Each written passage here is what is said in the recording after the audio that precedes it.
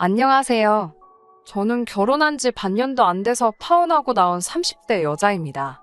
저와 남편은 친척 어른의 소개로 만났습니다.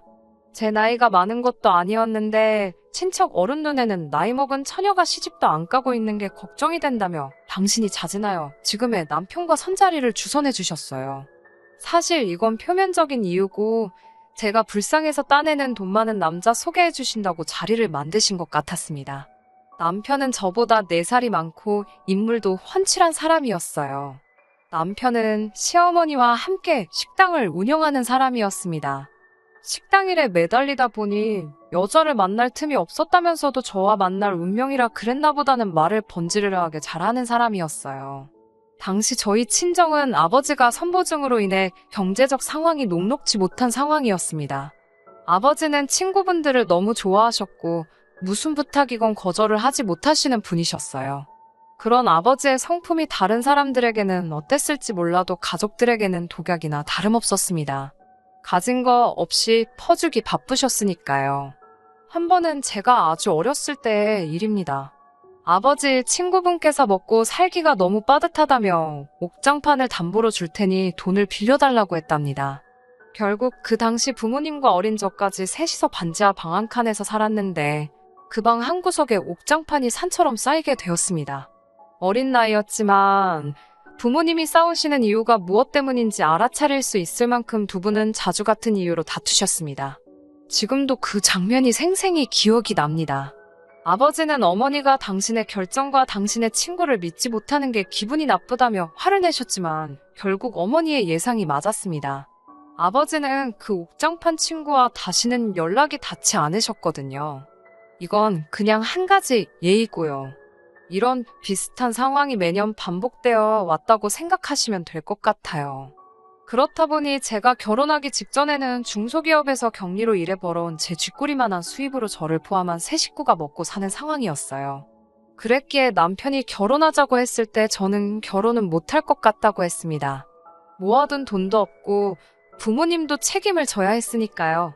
그런데 남편은 자기가 아들처럼 저희 부모님을 모시겠다며 몇 날 며칠을 집 앞에 찾아오고 저한테 공을 들이더라고요. 그런 남편의 모습에 조금씩 저도 마음의 문이 열렸고 그렇게 결혼을 결심하게 되었습니다. 하지만 결혼 준비를 시작하면서 조금씩 문제가 생기기 시작했습니다. 남편에게 얼마나 모아두었냐고 물으니 그건 시어머니께서 관리를 하고 있기 때문에 자기는 잘 모른다고 하더라고요. 식당 일 자체가 시어머니와 남편 둘이서 하다 보니 시어머니가 전반적으로 모든 부분에 있어서 진두지휘를 하고 계셨습니다. 남편은 돈이 필요하면 그때그때 시어머니에게 이야기하고 돈을 타쓰는 상황이었고요. 그동안에 저와 데이트를 하면서 썼던 돈들도 시어머니께 저와 어디에 갈 거라고 대강 말씀드리면 시어머니가 그에 맞게 적당한 예산을 주셨던 거죠. 그 이야기를 들으니 솔직히 남편이 한심해 보였습니다. 초등학생이 무슨 학교 끝나고 떡볶이 사 먹게 1,000원만 주세요 하는 것도 아니고 남편 나이가 당시 30대 중반이었는데 돈을 타쓴다는 게 상식적으로 납득이 되지 않았네요. 이런 이유로 파혼 같은 건 생각하지 않았지만 그래도 확실히 이야기해둬야겠다 싶었습니다. 저는 남편에게 결혼하면 경제적으로 독립을 하고 싶다고 당신이 벌어오는 돈도 내가 관리하고 싶다고 했습니다. 남편은 미처 예상치 못한 이야기를 들어서 그런 건지 살짝 놀라워하는 것 같았습니다. 그리고 전 솔직히 만약에 안 된다고 하시면 파혼할 작정이었습니다. 경제관념 없는 남편과 살면 아내가 얼마나 고생인지 이미 친정어머니를 통해서 질리도록 봤는데 그 길을 제가 또 걸을 순 없었으니까요. 하지만 다행히 시어머니는 좋을 대로 하라고 하셨습니다. 돈 관리라는 게 해봤자 머리만 더 아프다며 당신도 한시름 덜고 좋다면서요. 아무튼 이런 이유로 남편이 따로 모아둔 돈은 없었고 대신 시어머니가 집을 구해주셨습니다. 저는 그동안 직장 생활을 하면서 꾸역꾸역 모은 2천만 원과 친정아버지 몰래 어머니가 보태주신 1,000만 원이 있었습니다. 친정 어머니는 더해주지 못해 미안하다 하시면서 눈물을 보이셨는데 가슴이 너무 아팠어요. 사실 그 무렵에는 친정아버지가 알코올 중독 증세까지 보여서 집안 꼴이 더 말이 아니었거든요. 마음 같아서는 친정부모님이 이혼하시고 제가 친정어머니만이라도 어떻게 돌봐드리고 싶었지만 방법이 없었어요. 제 생활이 안정이 되면 그때 어떻게든 방법을 찾아야겠다 생각했지요. 신혼여행에서 돌아오는 날 시댁에 인사를 드리기 위해 들렸습니다. 시어머니는 저에게 앞으로 남편 월급을 너에게 주기로 하지 않았냐며 저에게 봉투 하나를 내미셨습니다. 저는 이때만 해도 가슴이 얼마나 벅차오르던지 뭐라고 말로 표현하기도 어렵네요. 남편도 옆에서 저를 보며 씩 웃어 보이는데 솔직히 저 이때만 해도 정말 결혼 잘한 줄 알았습니다. 집에 돌아와 긴장한 마음으로 봉투를 열었습니다. 그리고 전 정말 충격받았습니다. 시어머니가 주신 돈은 100만 원이었어요. 제가 이렇게 말하면 어떤 분들은 욕을 하실지도 모르겠지만 100만 원이라는 액수는 저에게 충격 그 자체였습니다. 남편은 식당에 하루 종일 있다시피 하거든요. 아침 8시 출근해서 집에 밤 10시나 되어 옵니다. 아니면 오후에 잠깐 들어왔다가 다시 나가서 새벽 2시에 오는 일도 숱합니다. 가게에 주인이 없으면 직원들이 장난질한다고 어머니와 남편이 둘 중 한 사람은 꼭 가게에 있어야 했거든요. 기본적으로 하루에 10시간 이상 일을 하고 한 달에 딱 2번 쉬는데 고작 이만큼을 주신다니 말도 안 되는 계산이었어요. 저는 남편에게 어머님이 얼마나 주셨는지 알고 있냐고 물었습니다. 충격적이게도 남편은 자기가 100만 원을 번다는 건 알고 있었어요. 제가 지금 최저시급이 얼마인 줄 아냐고 어떻게 이걸 월급으로 주실 수 있냐고 화를 냈어요. 하지만 남편은 별일 아니라는 듯이 쓰고 부족하면 어머님께 이야기하면 된다는 식이었습니다. 당장이라도 시어머니한테 가서 따져먹고 싶었지만 정작 당사자가 별일 아니라는 듯이 나오고 그렇다고 제가 결혼할 때 뭘 제대로 해온 것도 아니라서 입이 안 떨어지더군요. 결국 가진 거 없이 시집온 제 자신이 서러워서 눈물만 흘렸고 몇 달을 참고 살아야만 했습니다. 남편 말대로 생활이 아예 안 된 것도 아니었고 생활비가 부족하다 싶으면 남편이 시어머니께 돈을 또 받아오고 하더라고요. 하지만 저를 속상하게 한 건 남편의 월급뿐만은 아니었습니다. 결혼 전 시어머니께서 구해주신다고 한 집도 사실은 1가구 2주택을 가지고 계시면 세금이 많이 나오니까 이름만 남편 앞으로 해주신 거였고 당장은 저희가 들어가서 살 상황이 못 되었습니다. 시어머니는 길어봤자 4년이라면서 일단은 저희더러 시어머니 집에 들어와 살려고 하셨습니다. 시어머니와 셋이 살다가 세입자가 나가면 그 집에 저희가 들어갈 수 있게 해주신다면서요. 뭐 하나 처음에 말씀하신 거랑 비슷하게 굴러가는 게 없었기에 저도 솔직히 실망을 많이 했고 화도 많이 났어요. 그러다 하루는 몸이 너무 안 좋아서 반차를 내고 집에서 쉬고 있었습니다. 시어머니와 남편은 식당에 일을 하러 나간 상황이었고요. 그 두 사람은 제가 집에 있는지 몰랐을 거예요. 제가 평소처럼 출근까지 했다가 중간에 집에 들어왔으니까요. 침대 위에 누워서 잠을 청하고 있는데 갑자기 현관문 열리는 소리가 나더라고요. 발소리를 들으니 시어머니였어요. 나가서 인사를 할까 하다가 솔직히 몸도 피곤하고 그래서 그냥 자는 척 눈을 감고 있었습니다. 날이 더워서 베란다 쪽 창문은 살짝 열어둔 상태였고요. 그래서인지 시어머니 말소리가 너무 잘 들리더군요. 시어머니는 누군가와 통화 중이셨습니다. 무슨 이야기인지 들으려고 한 건 아닌데 제 이름이 자꾸 나와서인지 귀에 딱딱 꽂히더라고요. 전에는 저희 남편이 한 달에 쓰는 돈이 100만 원도 안 됐고 불만도 없었는데 저랑 결혼하고 나서는 100만 원도 기본이라면서 아무래도 저희 친정으로 돈을 빼돌리고 있는 것 같답니다. 듣고 있는데 너무 억울하더라고요. 남편하고 데이트할 때부터 느꼈던 거지만 정말 제대로 된 옷 한 벌이 없었어요. 식당에서 일한다는 이유로 맨날 티셔츠에 청바지만 입고 다니는 남편이 안쓰러워서 옷 몇 벌 사주느라 돈 들어갔고요. 하도 입에서 냄새가 나서 보니까 썩어가는 어금니 치료도 안 하고 있길래 데리고 가서 임플란트 시켰습니다. 어이가 없고 화가 나서 당장이라도 쫓아나가 시어머니한테 뭘 좀 알고 하시는 소리냐고 따져먹고 싶었습니다. 결국 며칠 동안 고민 끝에 남편에게 우리 당분간 떨어져 살자고 했어요. 남편은 갑자기 무슨 자다가 봉창 두들기는 소리냐며 왜 그러냐고 묻더라고요. 저는 시어머니가 저에 대해서 했던 말을 그대로 전달했습니다. 결혼하기 싫다는 사람한테 계속 하자고 밀어붙인 건 당신인데 내가 왜 그런 의심을 받아야 하는 거냐고 그런 분하고 한 집에서 못 산다고 했습니다.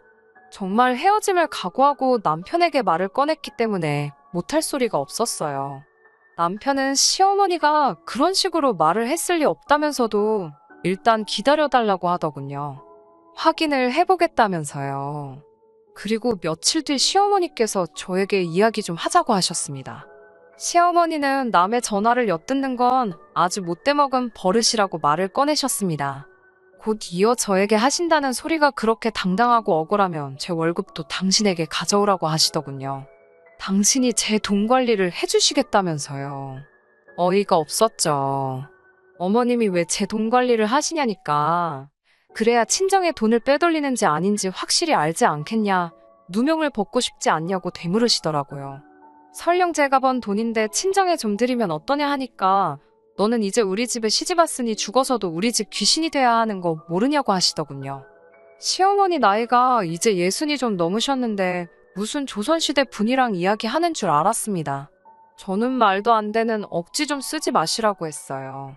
그러자 시어머니는 그러면 너는 네 월급 관리 네가 하고 당신은 당신 아들 그러니까 저희 남편 월급 관리를 하시겠답니다. 당신 아들이 힘들게 번 돈 처갓집으로 흘러가는 꼴 못 보신다고요. 이제서야 알겠더군요. 꼴랑 100만 원 되는 남편의 월급이 저에게 오는 게 싫으셨던 모양입니다. 저는 마음대로 하시라고 했습니다. 대신 다시는 제가 벌어온 돈을 제가 어떻게 쓰든 신경 쓰지 마시라고 덧붙였어요. 남편에게 시어머니와 나눴던 대화를 전하니 남편이 깊은 한숨을 내쉬더라고요. 그러더니 한다는 말이 사실 시어머니가 돈에 집착이 엄청나신 분이랍니다.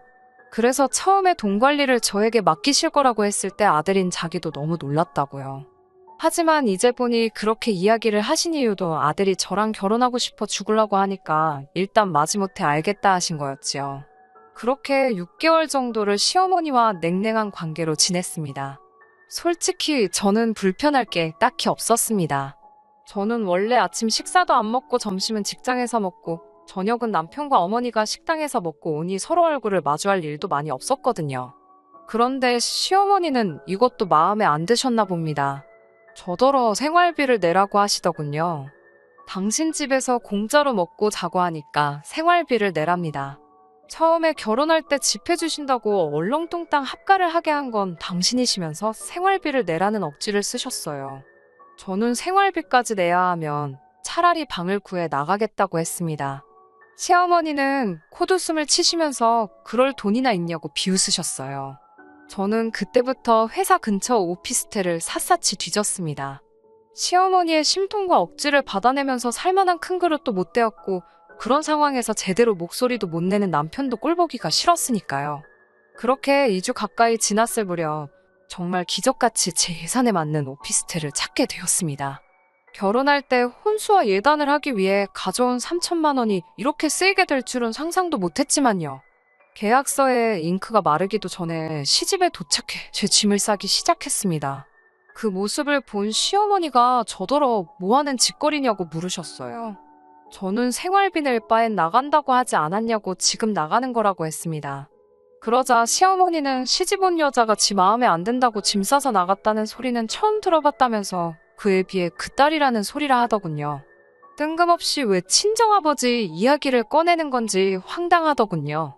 제가 지금 그게 무슨 말씀이냐 하니까 그런 집구석에서 보고 자란 게 없어서 제가 이 모양이랍니다.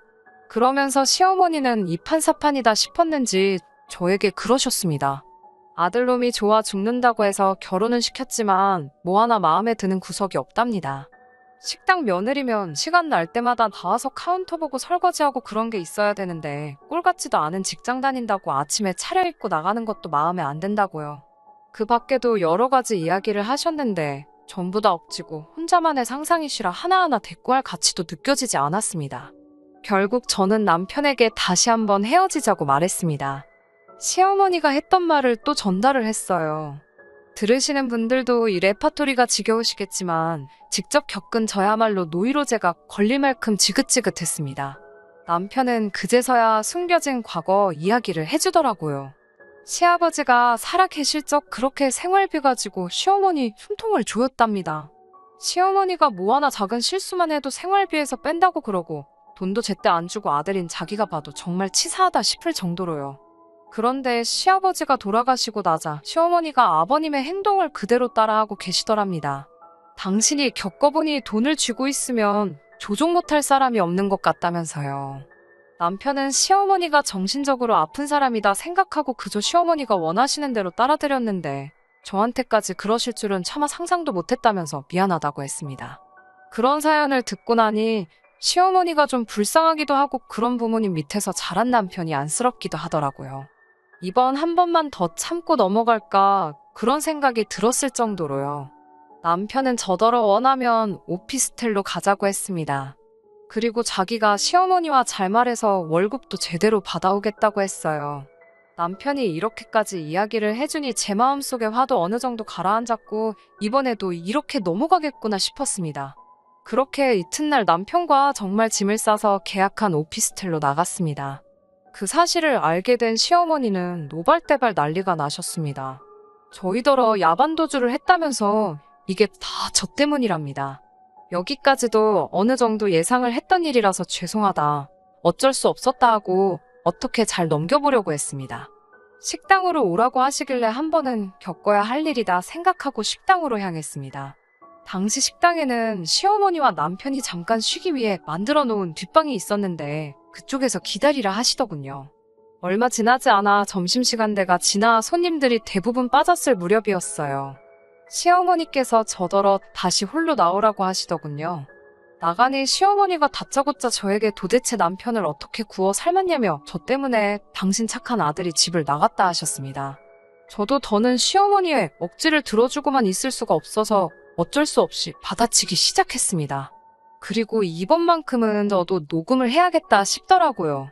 매번 증거 없이 남편에게 이야기를 하니 남편은 제 말을 믿어주는 것 같으면서도 설마 하는 눈초리를 보내곤 했었으니까요. 시어머니 눈을 피해 핸드폰 녹음기를 켜고는 돈 몇 푼 가지고 사람을 이렇게 저렇게 마음대로 떡주무르듯 하실 수 있을 줄 알았냐고 물었습니다. 그러자 시어머니가 코수숨을 치더니 네가 뭐가 잘났다고 내가 너한테 아무것도 해오란 소리도 안 하고 며느리로 들였다고 생각하냐 물으셨습니다. 제가 순간 생각지 못한 말씀에 벙쪄있자 시어머니가 그러시더군요. 시장 가면 하자 있는 거 비품 같은 거 싸게 팔지. 너가 딱 그런 거야. 하자 있어도 그럭저럭 쓸만한 것 같아서 가지고 왔는데 이런 식이면 나도 곤란하다고 그러셨습니다. 시어머니가 평소에 말을 막 하긴 하시지만 속으로 저를 그렇게 생각하고 계실 거라곤 꿈에도 상상하지 못했기 때문에 충격이 너무나 컸습니다. 그리고 마침 남편이 가게로 들어오고 있었습니다. 남편이 저와 시어머니를 번갈아 쳐다보더니 무슨 일 있었냐고 묻더라고요. 제가 말을 잇지 못하자 시어머니는 남편에게 거짓말을 하시더군요. 당신이 앞으로 저와 한번 사이좋게 잘 지내보자고 했더니 감동을 받았는지 저런다면서요. 그러면서 저에게 아가, 우리 이제 잘 지내보자. 내 마음 잘 알겠지? 그러시는 거예요. 그때 정말 시어머니가 어떤 사람인지 확실히 알아차렸습니다. 사이코가 따로 없더라고요. 저는 방금 녹음한 파일을 식당 안에서 틀어버렸습니다. 시어머니는 당신 목소리가 흘러나오니 깜짝 놀랬고 남편은 털썩 주저앉더니 원망스러운 눈으로 시어머니를 노려보았습니다. 저는 남편에게 이러니 내가 당신하고 어떻게 같이 살 수 있겠냐고 물었습니다.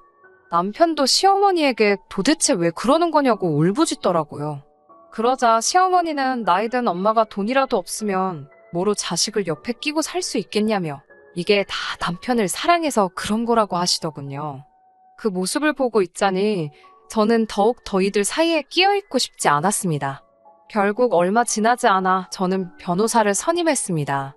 남편은 저에게 미안하다고 몇 번이고 사과는 했지만 그래도 자기 어머니는 정신적으로 많이 아픈 사람이니 이번 한 번만 더 이해해주면 안 되냐고 빌었고 그마저도 저에게는 너무나 스트레스였기에 결국 이혼을 결심할 수밖에 없었습니다. 이혼 사유는 시어머니의 폭언이 주였고 다행히 이혼 소송에 있어서 녹음 파일이 중요한 역할을 해주었습니다. 저는 결혼 생활 1년 만에 위자료 2천만 원을 받고 그 집에서 나오게 되었어요. 제가 이혼하는 모습을 보고서야 친정 아버지도 당신이 무능하여 딸이 이렇게까지 고생을 하는가 싶으셨다며 이번 일을 기회로 정신 차리시겠다 약속해 주셨습니다.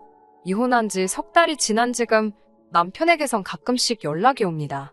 저랑 이혼하고 나서야 시어머니도 정신을 차리셨는지 월급도 올려주셨고 오피스텔 생활도 허락을 해주셨다면서 다시 시작할 수 없겠냐고 묻더군요. 이혼하기 전에 정말 약속하셨던 것들만 지켜주셨어도 저는 정말 좋은 며느리가 되어드렸을 텐데 씁쓸하더라고요. 그래도 이미 지나간 일이니 후회해봐야 소용없지요. 다행히 친정아버지는 드시는 술도 많이 줄었고 친정어머니도 그런 아버지의 변화에 기뻐하시는 눈치입니다. 우리 모두 이제 앞만 보고 나아가려고 합니다. 그럼 또 언젠가 좋은 날이 오겠지요? 끝까지 들어주셔서 감사합니다. 오늘의 사연은 여기까지입니다. 구독과 좋아요, 알람 설정 부탁드리고 더 좋은 사연으로 다시 찾아뵙겠습니다. 감사합니다.